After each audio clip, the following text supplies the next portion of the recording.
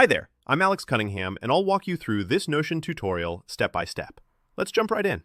Want to make your Notion pages a little cleaner and less cluttered? Today, I'm going to show you exactly how to hide filters in Notion. By the end of this tutorial, you'll know how to use, manage, and hide filters in any Notion database view, making your workspace look tidy, focused, and custom-tailored to what you need to see.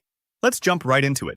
First things first, make sure you have your Notion database open in front of you. This could be a table, a board, a calendar. Any type of database view works the same way here. At the top right corner, you'll spot a little funnel icon. That's the filter button. It almost looks like a miniature kitchen funnel, right?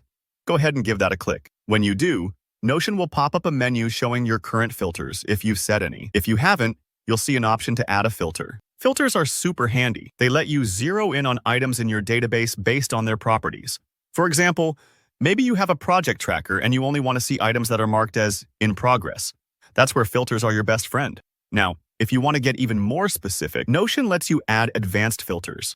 You can stack different conditions so that your database only shows items that match a certain combination, like status is in progress and priority is high. Think of this like using a colander that only lets through pieces that are exactly the size you want.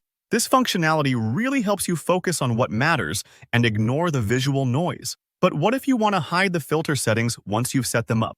Maybe you want to get that filter pop-up out of the way and just look at your cleaned-up database without any distractions. Hiding the filter view in Notion is simple, and it's not something you have to worry about losing your settings on. All you need to do is click that filter funnel icon again. It acts almost like a light switch. Clicking it a second time closes the filter pop-up, hiding it from your view and letting you focus on your data. Your filters are still applied to the database, so only those filtered items will show, but the filter settings themselves are now hidden from sight. If you ever decide you no longer want to filter at all, you don't have to just hide the settings box. You can actually delete the filter. In the filter pop-up, just hover over the filter condition you want to remove and look for the little trash can or a remove option. Give that a click, and that filter will disappear completely, instantly showing all your database items again. A key thing to remember here, and this often trips people up, is that Notion doesn't currently offer a dedicated hide filter button or a fancy way to collapse filters. The only way to hide the filter options is to either click that funnel icon again or delete your filters entirely. It's straightforward, but it's good to know so you don't spend time searching for some hidden feature.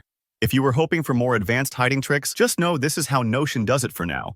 But it gets the job done. And that's all there is to it. If this helped you get your Notion workspace looking cleaner, give this video a thumbs up. It really helps out the channel. Got any questions or want to see more Notion tips? Drop a comment below, and don't forget to subscribe for more easy-to-follow tutorials like this one. Thanks for watching, and happy organizing!